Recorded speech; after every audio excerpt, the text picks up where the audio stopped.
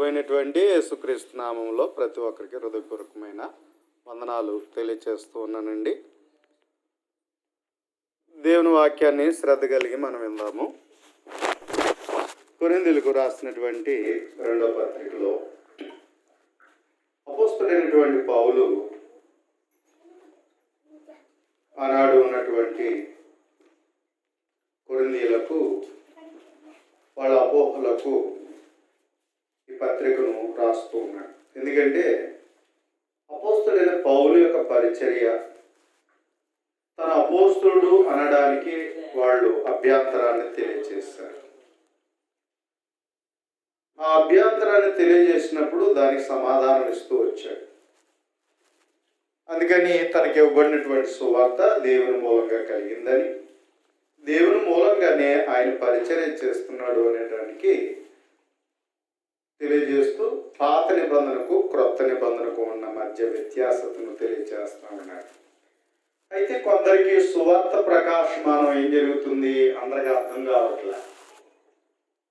ఎందుకు అర్థం కావట్లేదంటే సాతానుడు ఈ యుగ సంబంధమైన దేవత ఏం చేశాడట, గుడ్డితనాన్ని కలుగు చేశాడు. అందుకే సువార్త సత్యము అందరికీ అర్థము కావడం లేదు అనే విషయాన్ని తెలియజేశాడు. కాబట్టి ఇప్పుడు ఇంకా ఏం చెప్తున్నాడు అన్నట్లయితే, అందుకని దేవుడే మా ద్వారా వెలుగును ప్రకాశింప చేస్తున్నాడు, అయితే కొందరు మరుగై ఉన్నది అనేటువంటి విషయాన్ని తెలియజేశాడు. 7వ వచనం నుండి మనం చూసినప్పుడు, ఆయనను ఆ బలాధిక్యము మా మూలమైనది కాక దేవునిదై ఉండునట్లు మంటి ఘటములో ఈ ఐశ్వర్యం మా కలదు. కాబట్టి ఒకవేళ ఈ బలాధిక్యము ఏదైతే ఉందో మా మూలమైనది కాదు, సువార్త దేవుని యొక్క శక్తి, అది దేవునిదై ఉండునట్లు మంటి ఘటాలు అంటే పౌలు తన యొక్క జీవితంలో తన దేహములో ఈ ఐశ్వర్యం మాకు కలదు అని చెప్తున్నాడు. 8వ వచనంలో అంటున్నాడు, ఎటుపోయినను శ్రమపడుచున్నను ఇరికింపబడి వారము కాము అని చెప్తున్నాడు. కాబట్టి పౌలు గారు పడినటువంటి శ్రమ చాలా హింసలు గురయ్యాడు. కాబట్టి మరి ఎంత దేవునితో అయితే ఎందుకు ఇన్ని దెబ్బలు పడుతున్నాడు, ఎందుకు ఇంత శ్రమలు పడుతున్నాడు అని ఏం చేస్తున్నారు అంటే, అట్లయితే ఈరోజు మనం కూడా అంటాం, అందుకే దేవుడా దేవుడా అంటున్నావు, ఎందుకు ఇలాగ ఇన్ని శోధనలు వస్తున్నాయి నీకు, ఎందుకు ఇన్ని కష్టాలు వస్తున్నాయి నీకు? ఆ దేవుడు అనేవాడు ఉంటే నీకు అన్ని మేలులు చేయాలి కదా. ఇలాంటి ప్రశ్న సర్వసాధారణంగా లోకం కూడా అడుగుతూ ఉంటుంది. మరి ఇంత సత్యవంతుడు అయితే మరి నీకు ఎందుకు ఇంత సమస్యలు వస్తున్నాయి, ఎందుకు నీకు శ్రమలు వస్తున్నాయి, ఎందుకు నీ జీవితంలో గ్రోత్ అనేటువంటి రావట్లేదు అనేటువంటిది, ఎదుగుదల అనేటువంటిది రావట్లేదు అనేటువంటిది లోకం అడిగేటువంటి రీతిని మనం చూస్తూ ఉంటాం. కనుక పౌలు గారు చెప్తూ ఉన్నాడు, ఎటుపోయినను శ్రమపడుచున్నను ఇరికింపబడి వారము కాము, అపాయములో ఉన్నను కేవలం ఉపాయం లేని వారము కాము. కానీ మనకు వచ్చే శ్రమలో ఇబ్బందుల్లో దేవుడు మనల్ని విడనాడేటువంటి వాడు కాదు, మనల్ని తప్పించేటువంటి వాడు, మనకి మేలు చేసేటువంటి వాడు. లోకం అనుకుంటుంది.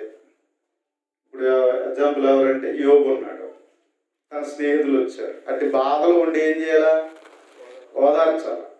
కానీ వాళ్ళు ఏం చేస్తున్నారు, నువ్వేదో తప్పు చేస్తావు, నువ్వు బతిహీనత కలిగి ఉన్నావు, నీలో ఏదో లోపం ఉంది, అందుకే నీకు అన్ని ఇలాగే కష్టాలు వస్తున్నాయి. కానీ యోబు జీవితం మనం చూస్తే తన జీవితంలో ఏ తప్పు చేయలేదు. కానీ తన జీవితంలో ఎవరు, అపవాది దుష్టుడైనటువంటి వాడు ఏం చేశాడు అన్నట్లయితే, నువ్వు అన్నీ ఇచ్చావు కాబట్టి, కంచేసావు కాబట్టి ఏముంది, నీవు కంచి చుట్టూ కంచేసావు, ప్రొటెక్షన్ చేసావు కాబట్టి దేవుడా దేవుడా అంటున్నాడు. నువ్వు అన్నీ తీసే దేవుడు అంటాడేమో. అందుకని ప్రియమైనటువంటి దేవుని వారులారా, హేతుతత్వంగా మనిషి చాలా పిచ్చి ప్రశ్నలు అడుగుతాడండి. ఉన్నదాన్ని నమ్మడు, కానీ నమ్మడానికి మాత్రం ఎన్ని ప్రశ్నలు వస్తాయో కదా. ఉన్నదాన్ని బట్టికి నమ్మవలసిన దాన్ని బట్టి నమ్మడం, నమ్మవలసిన దానికి ఎన్ని ప్రశ్నలు వస్తాయి? లెక్కలేనటువంటి ప్రశ్నలు వేస్తారు. పోనీ బయట ఉన్న వాళ్ళు అనుకుందాం, వాళ్ళు అలాంటి ప్రశ్నలు వేస్తారంటే, బైబిల్ చదువుతూ దేవుణ్ణి నమ్ముతూ మనకి కూడా అప్పుడప్పుడు ప్రశ్నలు వస్తూ ఉంటాయి కదా. కాబట్టి ఒక్కొక్కసారి మనమే మభ్యపెట్టబడే పరిస్థితులు వస్తూ ఉంటాయి. అందుకని మన జీవితంలో ఎందుకు ఇలా జరుగుతున్నాయి అని. కానీ శ్రమ, శోధన అనేటువంటిది మానవ జీవితానికి అవసరం. అది ఎంతగా ఉంటే అంత ఎదుగుదల వస్తుంది, ఎంతగా ఉంటే అంత ఎదుగుదల ఉంటుంది. కాబట్టి కష్టముతోనే అనుభవం వస్తుందట, కష్టపడకుండా అనుభవం అనేటువంటిది రాదు. కష్టానుభవం చేతనే అన్నిటినీ వివేచిస్తాం, కష్టానుభవం చేతనే అన్నిటినీ వివేచిస్తాం. వాళ్ళకి చిన్నపిల్లలకు వాళ్ళకి ఏం తెలియదు, కాకి పిల్లకి ఏం తెలుసు, ఇండేలు దెబ్బ అని అంటారు, సామెత చెప్తూ ఉంటారు. మరి ఎవరికి తెలుస్తుంది? జీవితాన్ని అనుభవించిన వాడికే అన్నీ కూడా తెలుస్తాయి. కాబట్టి అలాగా జీవితంలో కష్టాలు అవసరం, కష్టాలు ఉంటేనే అన్నీ అర్థమవుతాయి. లేకపోతే చూడండి, రూపాయి విలువ కూడా మనకు అర్థం కాదు. ఎవరైనా ఫ్రీగా ఇచ్చారనుకోండి, దాన్ని లెక్క చేయం మనం. అదే మనం కష్టపడి సంపాదించుకున్నాం అనుకోండి, దానికి చాలా విలువగా మేము ఇస్తాం. మనం ఏమంటాం? చెమటూర్చి సంపాదించిన రూపాయి నువ్వేమనుకుంటున్నావు కానీ అంటారు. అదే ఉత్తిరిచ్చిన రూపాయి అయితే మనం దానికి ఇష్టం వచ్చినట్లుగా మనము చేసేస్తాం. కానీ మన సొంతంగా కష్టపడిన దాన్ని చాలా విలువగా కాపాడుకుంటాం. అలాగే దేవుడిచ్చే మనము కష్టపడే కష్టానుభవం చేత, శ్రమానుభవం చేత అన్నిటినీ వివేచించాలని దేవుడు కోరి ఉన్నాడు. అందుకే పౌలు గారు ఏమన్నాడంటే, ఒకవేళ మా జీవితంలో శ్రమలో ఉన్నా ఇరిగింపబడిన వారము కాము, ఒకవేళ అపాయంలో ఉన్నను కేవలం ఉపాయం లేని వారము కాము, తరంబడుచున్నను దిక్కు లేని వారము కాము, పడద్రోయబడినను నశించేవారము కాము. యేసు యొక్క జీవం మా శరీరమందు ప్రత్యక్షపరచబడుటకై యేసు యొక్క మరణానుభవమును మా శరీరమందు ఎల్లప్పుడూ వహించుకుని పోచున్నాము. అనగా యేసు యొక్క జీవము కూడా మా మధ్య శరీరమునందు ప్రత్యక్షపరచబడినట్లు సజీవులమైన మేము ఎల్లప్పుడూ యేసు నిమిత్తము మరణమునకు అప్పగింపబడుచున్నాము. కావున మాలో మరణమును మీలో జీవమును కార్యసాధకమగుచున్నది. కృప ఎక్కువ మంది ద్వారా ప్రబలి దేవుని మహిమ నిమిత్తము కృతజ్ఞతాస్తుతులు విస్తరింపజేయలాగున సమస్తమైనవి మీ కొరకై ఉన్నవి అని చెప్తా ఉన్నాడు. ఎందుకు మీకు కష్టాలు అంటే మీ కొరకే, మీ కొరకే. ఇప్పుడు ఒక వ్యక్తిని వెళ్ళి ప్రభుని అంగీకరించండి, బైబిల్ చదవండి ఎవరైనా ఉత్తరం చదివేస్తారా? రండి బైబిల్ తరగతికి రండి అన్నాం అనుకోండి, లేదా బైబిల్ క్లాస్కి రండి అన్నాం అనుకోండి, వచ్చేస్తారు ఎవరైనా? ఏం చేస్తారు? ఫస్ట్ పని పాట లేదేంటి అనేవాళ్ళు కొంతమంది ఉంటారు, ఏమండి? కొంతమంది ఏమో తిట్టుకునే వాళ్ళు ఉంటారు, పోవయ్యా చెప్పుకొచ్చావు అంటారు. సర్వసాధారణంగా ఎవరు కూడా అంగీకరించారు. అంగీకరిస్తారు? ఎవరు కూడా అంగీకరించరు. కానీ చెప్పగా చెప్పగా ఏదో ఒక రోజున ఆ వ్యక్తి గ్రహిస్తాడు. చెప్పాలి. ఒకరు వినకుండా ఏం జరగదు, విశ్వాసము రాదు. వినాలి అంటే చెప్పాలి. చెప్పడానికి మనం వెళ్ళినప్పుడు ఏమండి తిరస్కరించే వాళ్ళు ఉంటారు, ముఖం మీద తిట్టే వాళ్ళు ఉండొచ్చు, మరోసారి అంతా కొట్టచ్చు కూడా, అవునా? కాబట్టి మరి ఇలాగే జరిగినటువంటి పరిస్థితులు ఎందుకు అన్నట్లయితే, ఒకవేళ మరణం అనేది మాలో వస్తే మీలో జీవం కలగడానికే అన్నాడు పౌలు గారు. జీవం కలగడానికే. ఒక వ్యక్తిని క్రీస్తులో సంపాదించాలంటే ఏమంటాడు అంటే, గలతీ పత్రికలో ప్రసవ వేదన పడాలంట. నేను ప్రసవ వేదన పడ్డాను అంటున్నాడు. గలతీయులకు రాసిన పత్రిక 4వ అధ్యాయము 19వ వచనం. నా పిల్లలారా, క్రీస్తు స్వరూపం మీ అందరు ఏర్పడు వరకు మీ విషయమై మరలా నాకు ప్రసవ వేదన కలుగుచున్నది అన్నాడు. అంటే ఒక వ్యక్తిని క్రీస్తులో కనాలంటే, క్రీస్తు స్వరూప్యం అతను ఏర్పడడానికి ఏం చేయాలా? కష్టపడాలి. అంత సులభంగా ఎవరు అంగీకరించరు. వాక్యం తెలిసిన వాళ్ళు అంగీకరించలేరు, వాక్యం తెలియని వారు ఇష్టపడరు. మాట్లాడితే ప్రార్థన బైబిల్ తరగతంటే రోజంటే ఎవరు వస్తారు? ఏదో ఒక రోజు వచ్చి కనబడతానంటే వీలు ఉంటుంది, కానీ మీకు ఆత్మాలు రావడానికి మాకు టైం ఎక్కడ ఉంటుంది? మాకు పనిపాట్లు ఉండవా అని ఇలాగున అభ్యంతరాలు తెలియపరిచేటువంటి పరిస్థితులు ఉంటాయి. కానీ అలా అని చెప్పేసి మనం మళ్ళీ కనిపించిన బ్రదరు మీరు రావాలి వినాలి అని మనం రిక్వెస్ట్ చేస్తూనే ఉంటాం. అంటే ఇసుక్కున్నా కోపపడినా ఏం చేసినా మనం ఏం చేస్తున్నామంటే ఆ వ్యక్తిని క్రీస్తులో నిలబెట్టాలని. ఏమంటే ఎన్ని తిరస్కారాలు చేసినా ఎన్ని చేసినా ఏదో విధంగా మనము బ్రతిమలాడి మనం క్రీస్తునందుకు నడిపిస్తున్నాం కదా. అంటే ఒక వ్యక్తిని క్రీస్తులోకి నడిపించడానికి ఏం పొందాలి మనం? రసవేదనే, మానసికంగా ఎన్నో బాధ కలుగుతూ ఉంటుంది. ఒక్కొక్కసారి మనం అనుకుంటాం చెప్పాడు కదా బ్రదర్ ఈరోజు వచ్చేస్తారు అనుకుంటాం. రాలేదనుకోండి మనసులో మనం పడిపోయి నలిగిపోయి బాధ ఉంటుంది. ఏంటి బ్రదర్ ఈరోజు రాలేదు,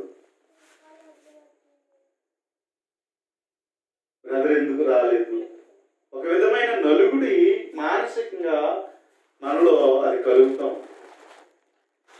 సేవకునికి బాధ్యత కలిగిన వాళ్ళకి ఏం చేస్తుంది అన్నట్లయితే, ఒక వ్యక్తి రాకపోతే బాధపడుతుంది, ఆత్మీయంగా ఎదగకపోతే బాధపడతాడు, ఆ జ్ఞానాన్ని సంపాదించకపోతే బాధపడతాడు. ఆ వేదన తనలో ఉంటుంది.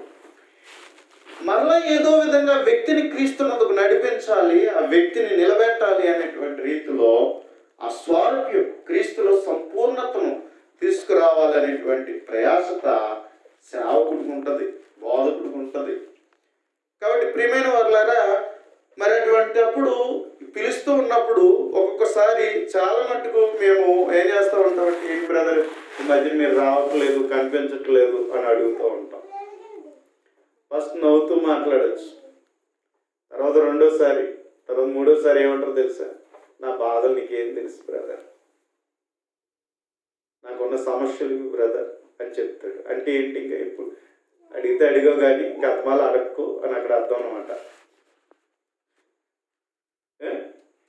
కానీ మనసులో మాత్రం ఆ వ్యక్తి క్రీస్తులో ఎదగాలి, ఏ విధంగా అయినను దేవుని వాక్యం చేత తనను పెంచాలి, ఆ జ్ఞానంలో పెంచాలి అనేటువంటి బాధ్యత ఎవరిది ఉంటుంది? సువార్థికుడికి, నాయకుడికి ఖచ్చితంగా ఉండాలి. ఎందుకంటే నాయకుడు దేవునికి ఏం చెప్పాలి? లెక్క చెప్పాలి. ఆ లెక్క చెప్పాలనే బాధ్యతను, దేవుడు కోరుకున్న పని దేవునికి తగినట్లుగా చేయాలనేటువంటి బాధ్యత ఉండి ఏం జరుగుతూ ఉంటుంది అన్నట్లయితే, ఆ వ్యక్తిని పదే పదే హెచ్చరిక చేయడం, బుద్ధి చెప్పడం, గద్దించడం, ఉపదేశించడం, ప్రేమతో పలకరించడం, ఇవన్నీ చేసేటప్పుడు కొంచెం ఎదుటివానికి ఒత్తిడి కలిగించవచ్చు. కానీ అంతకన్నా ఒత్తిడి ఎవరు గురవుతున్నారు? బోధకుడు లేక సువార్థికుడు కలిగి ఉంటున్నాడు అనేటువంటి సంగతి మనము గుర్తుపెట్టుకోవాలి. కాబట్టి పౌలు గారు అందుచేత ఈ మాటలు పడుతున్నాడు. అన్ని శ్రమలు ఎందుకు ఇంతలా దెబ్బలు తింటున్నాడు పౌలు గారు? అపోస్తులు అయితే మనకి ఏంటి ఇంతలా తిరస్కారాలు ఏంటి అన్నట్లుగా వారు భావించారు. దానికి సమాధానం చెప్తున్నాడు. కాబట్టి అందుచేత ఏమన్నాడు అంటే 14 విశ్వసించుకుని కనుక మాట్లాడి తిని అని రాయబడిన ప్రకారము అట్టి విశ్వాసంతో కూడిన ఆత్మ గలవారేమై ప్రభువైన యేసును లేపిన వాడు యేసుతో మమ్మును కూడా లేపి మీతో కూడా తన ఎదుట నిలబెట్టినని ఎరిగి మేమును విశ్వసించున్నాం గనక మాట్లాడుచున్నాము. కాబట్టి తనకు ఏదైతే అభ్యంతరాన్ని తెలియజేస్తున్నారో, తన మీద ఏదైతే అబద్ధకులైనటువంటి ఆ బోధకులు పౌలు గారి మీద ఏ విధమైన ప్రలోభాలు పెట్టారో దాని అంతటికి తను సమాధానం చెప్పుకున్నటువంటి పరిస్థితి మనం చూస్తూ ఉన్నాం. ధర్మశాస్త్ర ప్రకారంగా చూస్తే భౌతికమైన ఆశీర్వాదాలు వచ్చాయి. ధర్మశాస్త్ర ప్రకారంగా భౌతికమైనటువంటి ఆశీర్వాదాలు వచ్చాయి. దేవుడు మనము ద్వితీయోపదేశకాండ 28వ అధ్యాయం మనం చదివినప్పుడు శ్రద్ధగా వింటే దేవుడు ఎలా ఆశీర్వదిస్తాడు అక్కడ ఆశీర్వాదాలు చెప్పాడు. ఎంత బయట, పాత్రలు, సంతానము, పొలము, ఏమండి, శత్రువుల నుండి, అన్నిటి నుండి దేవుడు ఎలా ఆశీర్వదిస్తాడు అనేటువంటి ఆశీర్వాదాలు తెలియజేశాడు. అది పాత నిబంధన నియమం, అది శరీర సంబంధమైనది. మరి ఇప్పుడు క్రొత్త నిబంధన ఆత్మ సంబంధమైనది. ఇప్పుడు ఇచ్చేటువంటి ఆశీర్వాదాలు భౌతికంగా కంటికి కనిపించవు, కంటికి కనిపించవు.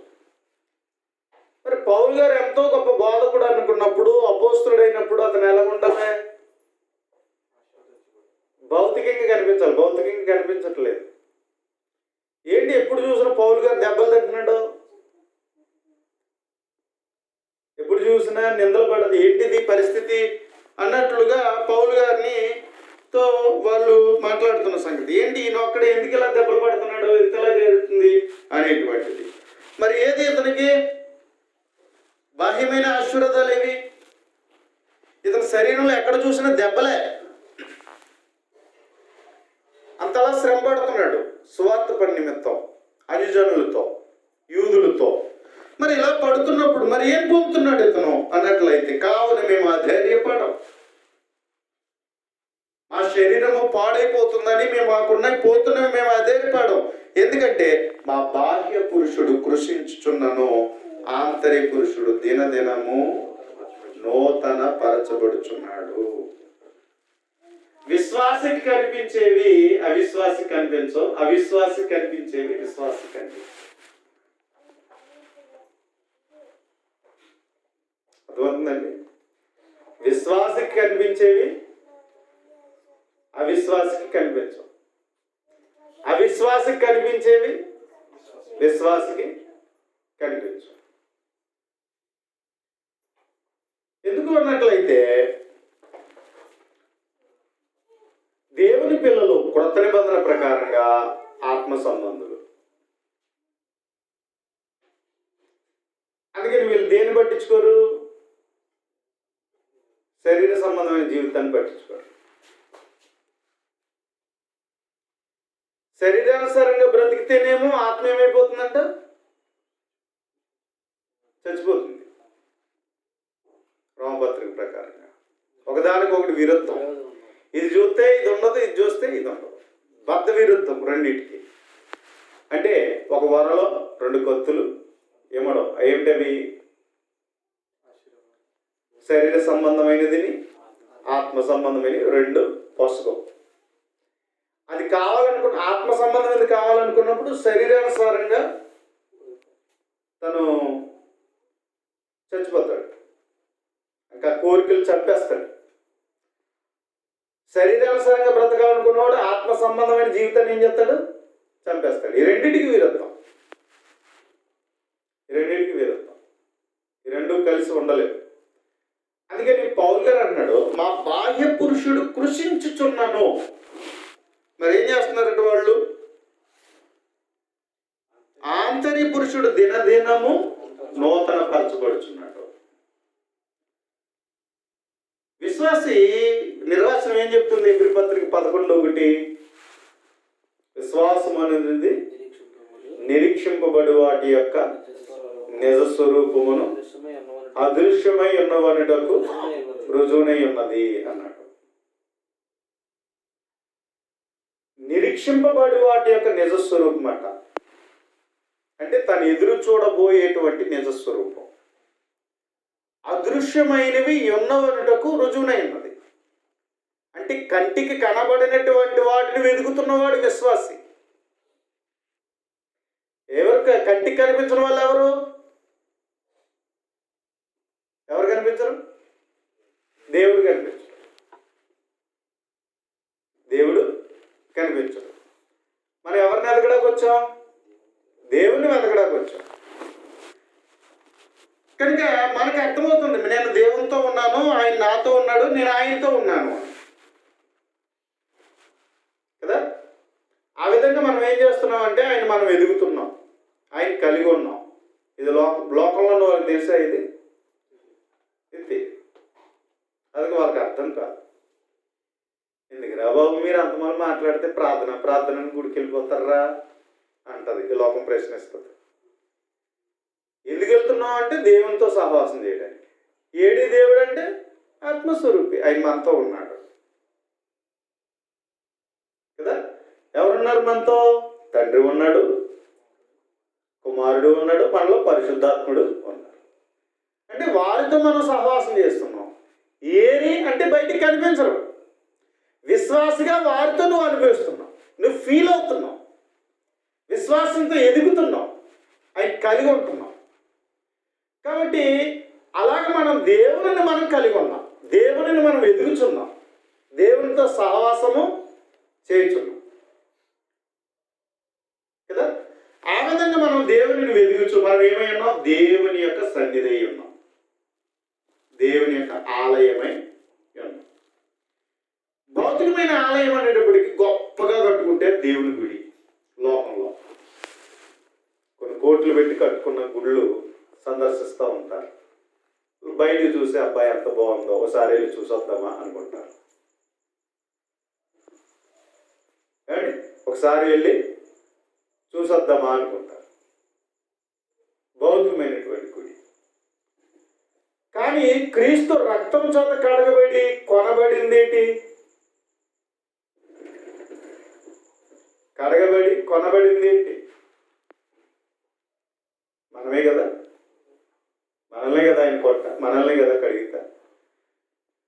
కాబట్టి మనలో ఉన్న ఈ సజీవమైన దేవుని ఆలయం, జీవము గల దేవుని ఆలయం, ఇది లోకానికి అర్థం కాదు. ఇది లోకానికి అర్థం కాదు. దేవుడు కట్టుకున్న గుడిలో ఉంటాడా? రక్షింపబడిన వారితో ఉంటాడా? రక్షింపబడిన వారితో ఉంటాడు. అందుకని లోకం కోట్ల రూపాయలతోనో లేకపోతే వాళ్ళు చక్కగా నిర్మించుకున్న రూపాల్లో లోకానికి కనబడుతుంది. కానీ దేవుని దృక్పథంలో దేవుని ఆలయం అంటే క్రీస్తు యేసునందు పరిశుద్ధపరచబడి పరిశుద్ధులుగా ఉండుటకు పిలువబడిన వారు దేవుని ఆలయం, వారు దేవుని యొక్క మందిరమై ఉన్నారు అనే విషయాన్ని గ్రంథం మనకు చెబుతుంది. కాబట్టి ఇప్పుడు దేవుని ఆలయం సంఘం అంటే దేవుని వాక్యం ద్వారా, సత్యవాక్యం ద్వారా, క్రీస్తు యొక్క రక్తం ద్వారా ఆయన ఏదైతే ప్రతిష్ఠింపజేసుకున్న జనులు ఉన్నారో వారి మధ్యనే ఎవరుంటున్నారు? తండ్రి అయినటువంటి దేవుడును, ప్రభువైన యేసుక్రీస్తును, పరిశుద్ధాత్ముడును ఉంటున్నారు. ఓకే. అంచేత విశ్వాసైన వాడే, వాక్యాన్ని సరిగ్గా చదివి గ్రహించిన వాడే ఈ సత్యాన్ని గ్రహించి ఆ విధంగా ఏం చేస్తాడు? దేవుని కలిగి ఉంటాడు, దేవుని పనిలో ఉంటాడు, దేవుని వెతికి ఆయన పని చేస్తాడు, ఆయన మహింపరుస్తాడు. ఓకే. అయితే రెండవది పరలోకం ఉంది. దాన్ని చూసామా? అది కూడా అదృశ్యమైనదే. ఇది విశ్వాసం ఉందని ఎదుగుతాడు. విశ్వాసం ఉందని ఎలా ఎదుగుతాడు? వీనిట వలన విశ్వాసం కలుగు, వీనిట క్రీస్తుని గురించిన మాట వలన. అంటే గ్రంథం నీకు చెప్పింది కాబట్టి పరలోకం ఉంది అని నువ్వు నమ్ముతున్నావు. ఆ పరలోకంలో ఉండాలని, ఆ పరలోకానికి తగినటువంటి జీవితాన్ని నువ్వు కలిగి ఉంటున్నావు. అవునా? పరలోకం ఎక్కిపోయినటువంటి క్రీస్తు యొక్క మనస్సును, క్రీస్తు యొక్క అడుగుజాడలను కలిగి అలా పరలోకం అనే స్వాస్థ్యంలో జీవించాలని మనం ఏం చేస్తున్నాం అన్నట్లయితే మనం ప్రయాసపడుతున్నాం. కానీ లోకంలో ఉన్నటువంటి అవిశ్వాసికి అర్థమవుతుందా? అర్థమవుతుందా? అర్థం కాదు. అందుకని అదృశ్యుడైన దేవుడిని వెతుకుతున్నాము. అదృశ్యమైన పరలోకాన్ని ఉంది అని నమ్మి దాన్ని పొందాలని ఏం చేస్తున్నాం? మనం జీవిస్తున్నాం. నరకం ఉందని భయపడుతున్నాం.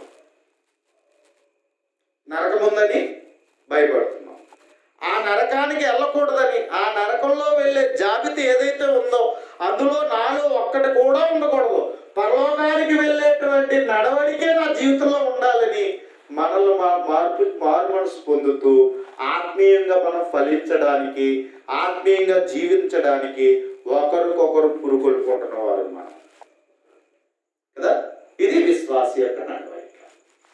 అవిశ్వాసికి ఇది తెలియదు. అంచేత లోకంలో ఉన్న వ్యక్తి ఏమో శరీర ప్రకారంగా అభివృద్ధి చేసుకుంటున్నాడు. లోకంలో ఉన్న వ్యక్తి ఏమో శరీర ప్రకారంగా అభివృద్ధి చేసుకుంటున్నాడు, శరీర ప్రకారం బ్రతుకుతున్నాడు. కానీ ఆత్మ సంబంధమైనటువంటి వ్యక్తి ఏం చేస్తున్నాడు? శరీర సంబంధమైన జీవితానికి విలువ ఇవ్వక ఏం చేస్తున్నాడు? ఆత్మ సంబంధమైన ఎదుగుదల కొరకు ప్రయాసపడుతున్నాడు. అది పౌలు గారి జీవితం. కాబట్టి అందుకని అన్నాడు, మా బాహ్య పురుషుడు కృషించుచున్నాను. నిజమే. ఏం జరుగుతుంది పౌలు గారి జీవితంలో? నిందింపబడుతున్నాడు, అవమానపడుతున్నాడు, అవమానాలు పొందుతున్నాడు, హింసలు పొందుతున్నాడు, అబద్ధముగా చెడ్డ మాటలలో తన మీద వేస్తున్నారు. కాబట్టి తను రోజు తన జీవితంలో కొన్నిసార్లు తిండి లేని పరిస్థితులు, ఉపవాసాలు భరించాడు, దొంగల భయాలను ఎదుర్కొన్నాడు, ఎన్నో ఇబ్బందులు ఎదుర్కొన్నాడు. ఆ ఇబ్బందులన్నీ 11వ అధ్యాయంలో మాట్లాడతాడు ఇదే పత్రికలో. తను ఏ విధమైన శారీరకాన్ని ఎంత బాధలు అనుభవించాడు. ఎందుకోసం? ఎంతెందుకయ్యా నువ్వు బాధపడుతున్నావు? ఎన్ని దెబ్బలు ఎందుకు పడుతున్నావు? ఎన్ని కష్టాలు ఎందుకు పడుతున్నావు? చూడడానికి ఇది ఏంటంటే ఏమనుకుంటారంటే ఇతను ఏదో తప్పు చేశాడు కాబట్టి ఇలాంటి బాధలు అనిపిస్తున్నాడు, తప్పు చేశాడు కాబట్టి ఇలాంటి బాధలు అనిపిస్తాడు లోకం అనుకుంటుంది. ఎంత మంచివాడికి, నీతిగా ఉన్నవాడికి, మంచిగా ఉన్నవాడికి, లేకపోతే సత్యంగా ఉన్నవాడికి ఎంతలా ఎంజాయ్ జరుగుతుంది అనేటువంటి లోకం. కాబట్టి పౌలు గారు ఏం చేస్తున్నారంటే తన బాహ్య శరీరం కృషించిపోయింది. నిజమే, దెబ్బల చేత రూపం కోల్పోయాడు. శరీరం మీద దెబ్బలు, నిందలు, అవమానాలు ఇవన్నీ ఎదుర్కొన్నాడు. అయినప్పటికీ లోపల ఆత్మలో ఏం జరుగుతుందట? నూతన పరచబడు. దినదినము ఏం పంచున్నాడు? నూతన పరచబడుచున్నాడు అన్నాడు. అందుకని మేము అదృశ్యమైన వాటిని చూడక, లోకంలో ఏమున్నాయి? దృశ్యమైనవి ఏమున్నాయి? లోకంలో ఘనతలు ఉన్నాయి, లోకపు ఘనతలు ఉన్నాయి, లోకపు శరీర ప్రకారంగా డబ్బు, ఆస్తులు, పేర్లు, ప్రఖ్యాతలు ఇవన్నీ కూడా. పౌలు గారు ఏమి లోక ప్రకారం ఇవేమి కోరడం లేదు. కానీ పౌలు గారు ఏం చేస్తున్నారు? ఆ దృశ్యమైన వాటిని, లోక సంబంధమైన మేము చూడక అదృశ్యమైన వాటిని నిదానించి చూచుచున్నాము అన్నాడు. నిదానించి చూచున్నాం. ఆ పేరు సంపాదించుకోవాలి, ఆ ఖ్యాతి సంపాదించుకోవాలి, ఆ ఆశీర్వాదం సంపాదించుకోవాలి, అక్కడ ఉండేటువంటి ఆ బహుమానం కావాలి నాకు అని ఏం చేస్తున్నారు అన్నట్లయితే పౌలు గారు అదృశ్యమైన వాటిని నిదానించి చూచున్నాము కనుక క్షణమాత్రముండు మా చులకని శ్రమ మా కొరకు అంతకంతకు ఎక్కువగా నిత్యమైన మహిమా భారమును కలుగు చేయుచున్నది. కాబట్టి క్షణమాత్రం ఉండే శ్రమ అంటున్నాడు. ఇది ఏంటి పౌలు గారు, మీరేంటి దెబ్బలు, ఏంటి మీకు ఏ పరిస్థితులు అని అంటుంటే తను ఏమంటున్నాడంటే క్షణమాత్రం ఉండేటువంటి చులకనైన శ్రమ అంటున్నాడు. మరి దీనికైనా ఒక అందమైన జీవితం, ఆశీర్వాదకరమైన జీవితం, గొప్ప విశ్రాంతి ఎక్కడ ఉందంటున్నాడు? పరలోకంలో. నాకు అది కావాలి. అందుకే బ్రతుకుడు క్రీస్తే చావైతే ఎలా.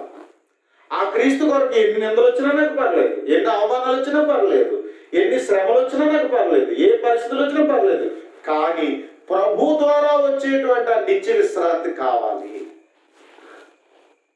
ఆ నిత్య విశ్రాంతి నాకు కావాలి అని తను ఏం చేస్తున్నాడంటే, అందుకని మేము దృశ్యమైన వాటిని చూడటలేదు, అదృశ్యమైన వాటిని మేము చూస్తున్నాం. ఆ విధంగా మేము ప్రయాసపడుతున్నాము అని చెప్తున్నాడు కదా. ఒకరోజు దేవుని సన్నిధిలో గడుపుటేట 1000 దినముల కంటే 1000 దినాల కంటే శ్రేష్టం. అంటే ఎన్ని రోజులు అని చెప్పాను?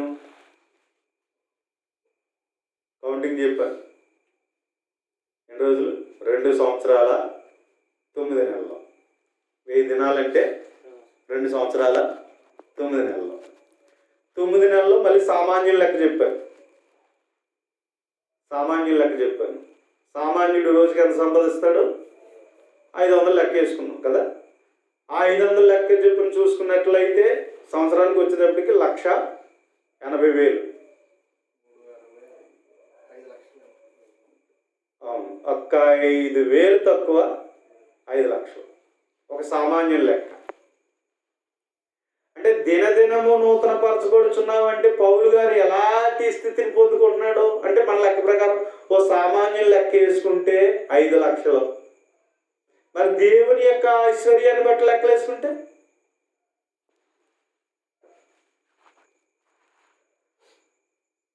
దేవుని బట్టి ఐశ్వర్యాన్ని మనం లెక్క వేసుకుంటే ఇంకా అది ఎంత గొప్పది. మనుషుల లెక్క అయితే ఇంత, మరి దేవుని లెక్క ఎంత అంటే దీని ద్వారా వచ్చేటువంటి ఆ జీతం పరలోకంలో ఇంకెంత గొప్పగా ఉంటుందో ఆలోచించండి.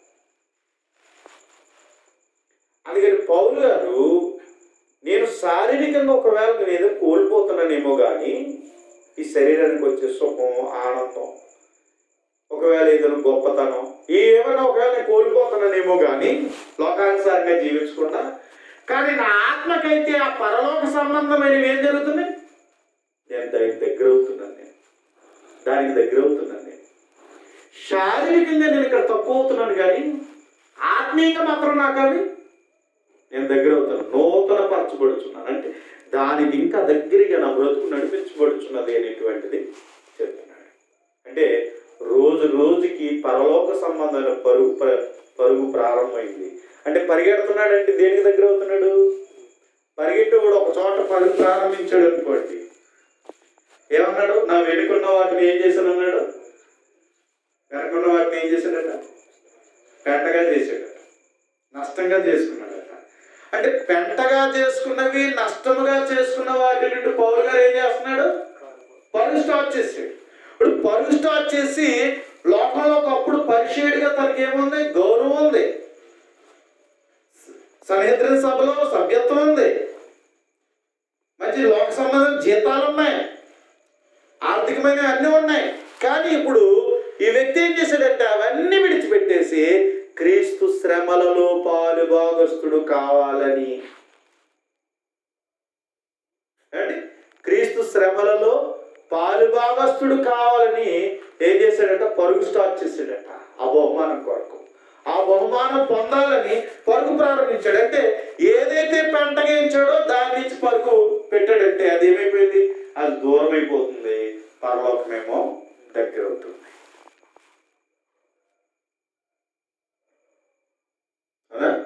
అదేమో దూరం అయిపోతుంది, పరలోకమేమో దగ్గర అవుతుంది. కానీ ఈరోజు మన జీవితంలో మనం ఆలోచించుకోవాలి. ఇశ్రాయేలీయులు కూడా తమ ప్రయాణాన్ని కొనసాగించారు, కానీ వాళ్ళు ఎప్పుడు ఏది చూశారు? వెనక్కే చూశారు కానీ ముందుకు చూడలేదు. అవునా? వెనక్కే చూశారు కానీ ముందుకు చూడలేదు. ఆ విధంగా వారు ముందుకి నడవలేదు. అలా నడవకపోవడం వల్ల జరిగినటువంటి పరిస్థితి ఏంటన్నట్లయితే వారు అలా వెనక్కి తిరిగి చివరికి ప్రయాణం చేయక మధ్యలోనే రాలిపోయారు.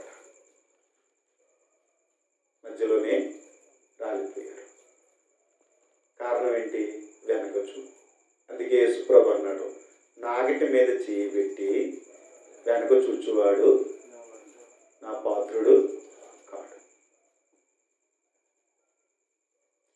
బాప్తిజం తీసుకున్నప్పుడు మనం చాలా కబుర్లు చెప్తున్నామండి, చాలా పెద్ద పెద్ద కబుర్లు చెప్తున్నాం.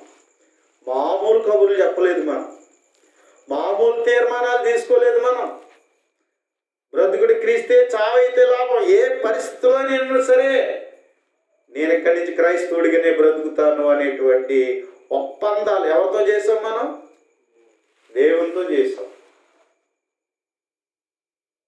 మనం అడిగినప్పుడు నువ్వు జీవిస్తావా, ఉంటావా, ఇక్కడి నుంచి క్రైస్తవుడిగానే నువ్వు తీర్మానించుకుంటున్నావా, క్రైస్తవుడిగానే బ్రతుకుతావంటే ఎస్ బ్రదర్ నేను జీవిస్తానని క్రీస్తులోకి మనం ఏం పొందాం? బాప్తిజం పొందాం. అక్కడే గట్టు మీద వదిలేసి ఇలా వచ్చేసేమో చూడండి. ఆ మాటలన్నీ గట్టు మీద పెట్టేమేమో చూడండి. పౌలు గారు అయితే లేదు, తన పరుగు కొనసాగింది, పరిగెడుతున్నాడు. అందుకే పౌలు గారు లాస్ట్గా ఫైనల్గా తన చివరి పత్రిక రాస్తూ నా పరుగు కడముట్టించి తిని జీవ కిరీటం నా కొరకు పొంచి ఉన్నాడు. కాబట్టి చూసారా, పరుగు మన జీవితంలో, క్రైస్తవ జీవితంలో మనం పరిగెట్టే పరుగును ఒకసారి ఆలోచించండి. వెనక చూపు చూడకూడదు. కాబట్టి మనకు ఒక స్త్రీ కనిపిస్తుంది, లోతు భార్య. ఈ పట్టణము తగలబడిపోద్ది, అగ్నిగంధకాలు కురిస్తే మీరు వెనక చూపు చూడొద్దు, మీరు ముందుకే వెళ్ళిపోండి, మీరు ఎక్కడికైతే సురక్షితంగా మీరు వెళ్ళిపోవాలని నిశ్చయించుకున్నారో అడిగారో అక్కడికి మీరు ఏం చేస్తారంటే అక్కడికి మీరు పరిగెట్టిపోండి అని చెప్పాడు. వెనక చూపు చూడొద్దు అని. మనం కూడా ఏం చేసాం? మనం కూడా ఒక తీర్మానం ప్రభు చెప్పాడు, ఈ లోకము నశించిపోయేది. ఈ నశించిపోయే లోకంలో నుండి నువ్వు వేరుగా బయటకు వచ్చే, ఇదిగో నువ్వు రక్షణ పొంది పూర్తిగా రక్షణ పొందేటట్లుగా పరలోకం వైపుకు నీ జీవితాన్ని పరుగు పందెంలో పరిగెత్తు అని మనకి కూడా ఇవ్వబడింది. అయితే మనం ఏం చేస్తున్నాం? వెనక చూపు చూడలేదు కదా. ఈ లోక పరిస్థితులను బట్టి వెనక చూపు చూడలేదు కదా. ఒకవేళ వెనక చూపు చూసి ఏమైపోయింది? ఉప్పు స్తంభం అయిపోయింది. ఐగుప్తీయులేమో వెనక చూపు చూసి రాలిపోయారు. ఈరోజు మన జీవితంలో పౌలు గారిని బట్టి ఆలోచించు. పౌలు గారు అయితే వెనక చూపు చూడలే, పెంటగానే చేసుకున్నాడు, నష్టంగానే చూసుకున్నాడు. ఇక వాటి నుంచి దూరంగా పారిపోయాడు, కానీ వెనక్కి మాత్రం ఎప్పుడు కూడా టర్న్ అవ్వలే. తన పరుగు బంధం పరిగెడుతూనే ఉన్నాడు. అందుకని తన బాహ్య పురుషుడు కృషించుచున్నను, ఆంతర్య పురుషుడు ఎలా ఉన్నాడట? దినదినము నూతన పరచబడుచున్నాడు. మరి నువ్వెలా ఉన్నావు? శరీరానికి విలువ ఇచ్చావా? ఆత్మకు విలువ ఇచ్చావా? శరీరానికి కష్టపడేటువంటి కష్టం ఆత్మ గురించి ఉందా నీకు? శరీరానికి నువ్వు ఎంత కష్టపడుతున్నావో అంతలాగానే ఆత్మ కొరకు కష్టపడుతున్నావా? అంతలా ప్రార్థన చేస్తున్నావు అంటారా? ప్రార్థనకి సమయం ఇస్తున్నావు అంటారా? వాక్యం చదవడానికి సమయం ఇస్తున్నావు అంటారా? పరిచర్యకు మనం సంఘం ద్వారా ఏమైతే తీర్మానాలు తీసుకున్నామో పరిచర్యకు మనం బాధ్యతలు తీసుకున్నామో ఆలోచించండి. పరుగు పందెంలో వెనక తిరగలేదు కదా. జాగ్రత్త సుమా. పౌలు గారు అయితే చెప్తూ ఉన్నాడు, ఏమంటున్నాడు అంటే, మేము దృశ్యమైన వాటిని చూడక అదృశ్యమైన వాటిని నిదానించి చూచున్నాం కనుక క్షణమాత్రముండు మా చులకని శ్రమ. ఒకవేళ దేవుని కొరకు నువ్వు ఏమైనా నష్టపోయావా? ఏదైనా కష్టం అనుభవించావా? ఏదైనా అవమానం అనుభవించావా? నీ మీద అబద్ధంగా చెడ్డ మాటలు ఏదైనా పలుకుబడ్డాయా? నువ్వు ఓర్పు కలిగి కొనసాగుతున్నావా? ఇసుకుపోయి ఎంత తిరిగేస్తున్నావా? ఆలోచించండి. కాబట్టి అందుచేత మన జీవితంలో మనం చేయవలసింది ఏంటంటే, పౌలు గారు చెప్పిన మాటను బట్టి ఈ చులకనే శ్రమల కోసం మనం ఆలోచించకుండా ఎక్కువగా మనం దేని కొరకు ఆలోచించాలి? మన ఆంతర్య పురుషుడి ఎదుగుదల కొరకు ఆలోచన చేయాలి. అదృశ్యమైన వాటిని నిదానించి చూచి వాటిని సంపాదించుకునే కొరకు పౌలు గారు వాళ్ళే తీర్మానం చేసుకోవాలి. పౌలు గారు అయితే ఇదే చెప్తున్నాడు. అందుచేత నేను వాటిని లెక్క చేయట్లేదు. అందుకని ఎప్పుడూ కూడా లోక ఘనత కొరకు తను ఆలోచించలేదు, కానీ దేవుణ్ణి గణపరచడానికే తన బాధ్యత వహించాడు పౌలు గారి జీవితంలో. కనుక ప్రియమైన వాళ్ళని అందుకనే నిత్యమైన మహిమాభారమును కలుగు చేస్తున్నది అన్నాడు. నిత్యమైన మహిమాభారం. కాబట్టి ప్రియమైన వాళ్ళగా పౌలు గారి జీవితంలో మనం నేర్చుకుంటున్నప్పుడు ఆయనతో పాటు మనం కూడా పరిగెత్తడానికి ఆలోచించాలి. ఆయన ఎలా పరిగెట్టాడో మనము అలా పరిగెట్టడానికే ఆలోచన చేయాలి. ఎందుకంటే అనగా దృశ్యమైనవి అనిత్యములు. శరీరం కంటికి కనిపిస్తున్న శరీరం ఉండదు. ఈ శరీరానికి ఏదైతే ఉన్నాయో అవి ఉంటాయా అండి? ఉంటాయా? పదవి కూడా ఎవరికి కూడాల్సిందండి. ఉద్యోగం ఏమైనా కూడాల్సిందా? ఎవరో బంగారు పని చేసుకుని పని చేయించుకున్నాడట, చచ్చిపోయినప్పుడు తీసారట. అది కూడా ఉంచరు. అవునా? కొన్ని చేయించి ఉన్నంత కాలం బాగానే ఉంటుంది. చనిపోయినప్పుడు బంగారు పన్ను ఉందని పన్ను కూడా తీసేది. చాలామంది ఐగుప్తీయులు ఏమనుకున్నారంటే మళ్ళీ వస్తాం, అవి వచ్చినప్పుడు ఇవన్నీ ఉంటాయో ఉండవని ఏం చేసుకున్నారంటే వాళ్ళ సమాధుల్లో వాళ్ళతో పాటే వాళ్ళన్నీ అందులో పెట్టేసారు, మమ్మీస్లో, ఈజిప్ట్. ఇప్పటికి ఏం చేసుకున్నారు? తవ్వుకుంటున్నారు వెళ్ళి. అవునా? ఎవరు తవ్వుకుంటున్నారు? వాళ్ళు ఏమైనా వచ్చారా? వాళ్ళు రాలే. ఈరోజు ఆటల కోసం వెళ్ళిపోయి దొంగతనాలుగా వెళ్ళి వాటన్నిటిని కొల్లగొడుతున్న పరిస్థితులు మనం చూస్తూ ఉన్నాం. ఇప్పటికీ దొరుకుతూ ఉన్నాయి, వాటితో పాటు వచ్చి ఖజానాలు దొరుకుతున్నాయి. అవునా? వాళ్ళు ఎవరు పట్టుకెళ్ళారా?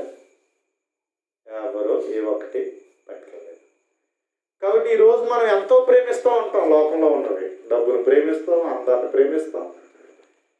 ఏమండి? మనకున్న భవంతులను, ఆస్తులను, బంగారాలని, వెండిల్ని, ఏమంటే పేరు ప్రఖ్యాతులు, మన పదవిని, మన ఉద్యోగాన్ని ఏమంటే ఎంతగానో ప్రేమిస్తాం. ఏమైనా వస్తాయా? ఏమైనా పట్టుకెళ్తామా? దృశ్యమైనవి అనిత్యం, అది కలకాలం ఉండదు. మరి ఏది కలకాలం ఉంటుంది? అదృశ్యమైనవి నిత్యములు. ఈరోజు లోకానికి కనబడింది, ఈ లోకానికి ఇప్పుడు కనబడతలేదే, అర్థం కావట్లేదే, కానీ దీని విలువను నువ్వు ఎప్పుడు కలిగి ఉంటావు. అందుకని దీన్ని మనం కాపాడుకోవాలి, నిలబెట్టుకోవాలి. దీని కొరకు శ్రమ పడాలి. పరలోక సంబంధం అదృశ్యమైనది నీకు వచ్చి ఒకవేళ అది భౌతికంగా కనిపిస్తే నీకంటే అందరూ ముందే వచ్చేది, ఎప్పుడు నీకంటే ముందే వచ్చేది. కానీ దేవుడు ఇది అదృశ్యం. ఎందుకంటే చూచి నమ్ముడి కంటే చూడక నమ్మిన వారు ధన్యులు అంటున్నాడు.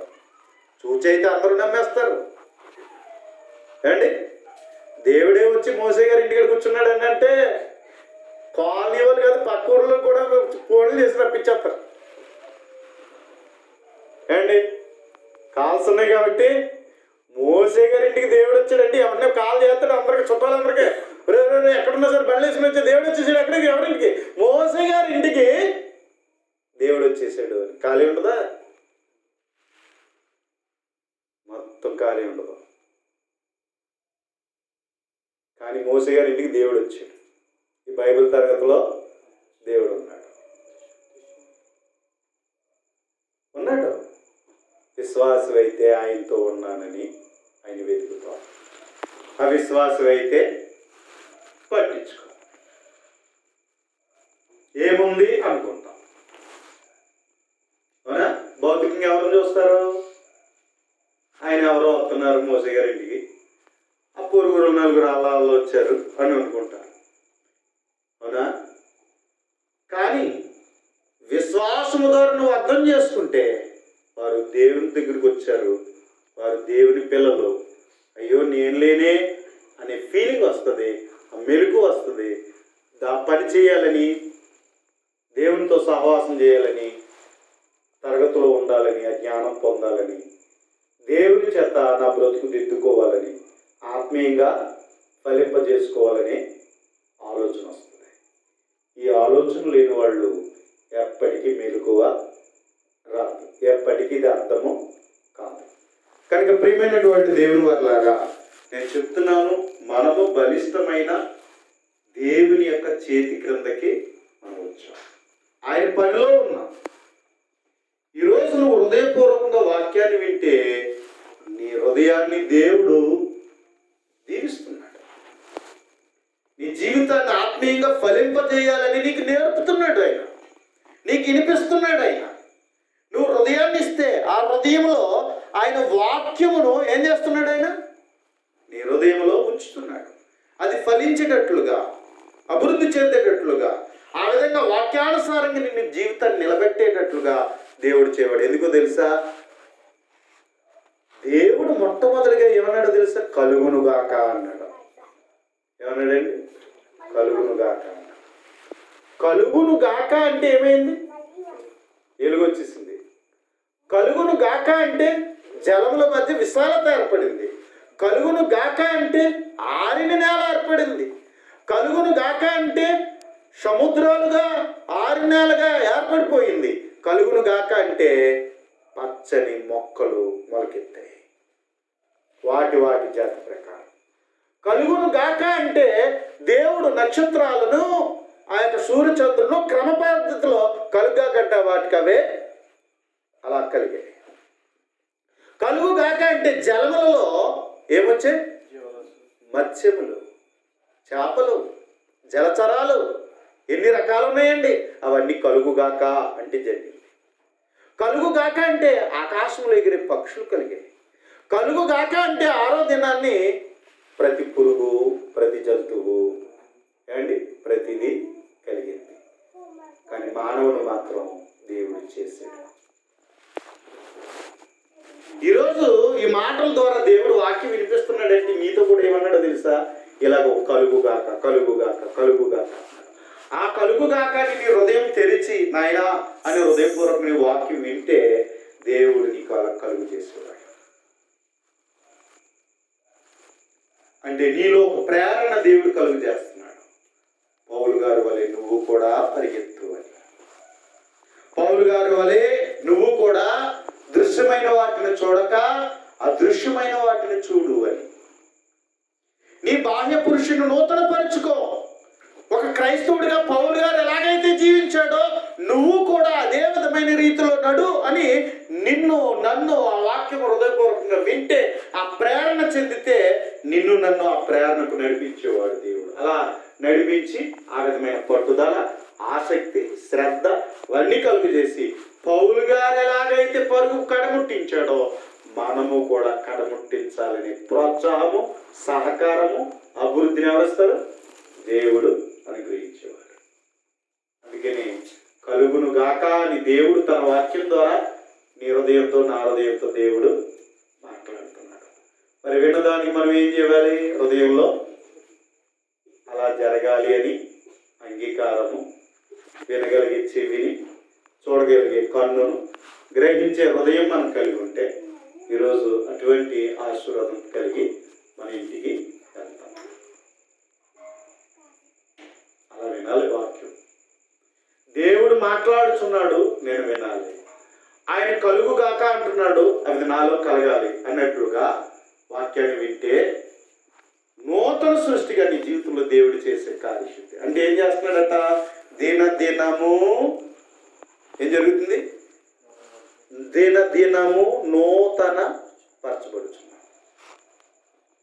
నువ్వు రోజు కూలి పనికి వెళ్తే నువ్వు సంపాదించుకున్నావు, నువ్వు 500 సంపాదిస్తే నెలకు వచ్చేటప్పటికి 15,000 ఖచ్చితంగా సంపాదిస్తావు. 15,000 ఖచ్చితంగా సంపాదిస్తావు. ఒకవేళ 1,000 రూపాయలు సంపాదించే సామర్థ్యం నీకుంటే 30,000 సంపాదిస్తావు. ఒకవేళ 2,000 సంపాదించే సామర్థ్యం నీకుంటే 60,000 సంపాదిస్తావు. నీ సామర్థ్యాన్ని బట్టి నువ్వేం చేస్తున్నావు? నువ్వు సంపాదించుకుంటున్నావు. మరి పరలోకం సంపాదించుకోవాలనే సామర్థ్యం నీలో ఎంత ఉంది?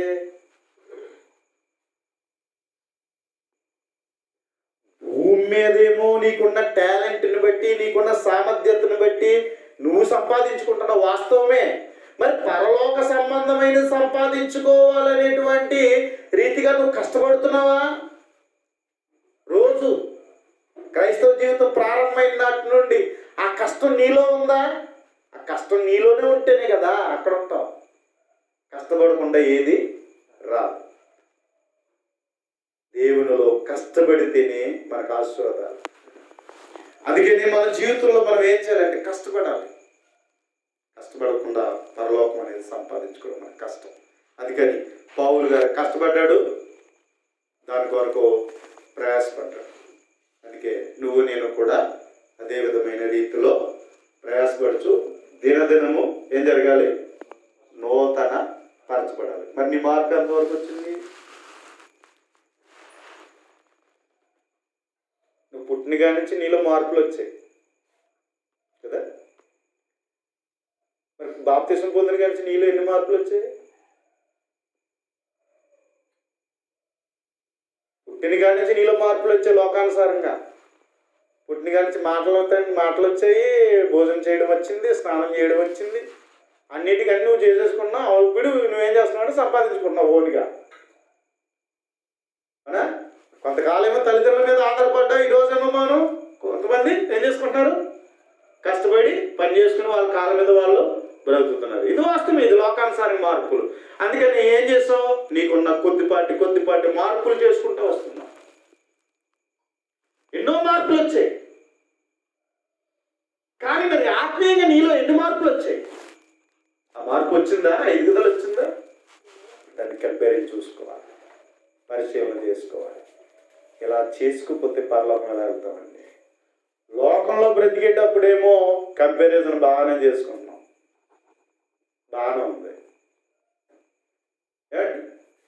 మరి అలా అయితే మనం పరలోక సంబంధంగా ఎప్పటికప్పుడు చూసుకోవాలి కదా, చూసుకోవాలి వద్దా? కంపారిజన్ చేసుకోవాలి. నేను ఎంతవరకు పరలోకానికి దగ్గరగా బ్రతుకుతున్నాను, ఎంతవరకు పరిగెట్టాను, నా పరుగు పందెం ఎంతవరకు వచ్చింది అని ఇలా చూసుకుంటేనే కానీ మనం అక్కడికి వెళ్దాం. అందుకే ఏమన్నాడు, మెలకువగా ఉండు. ఏ పని చేసినా ఎలా చేయాలి?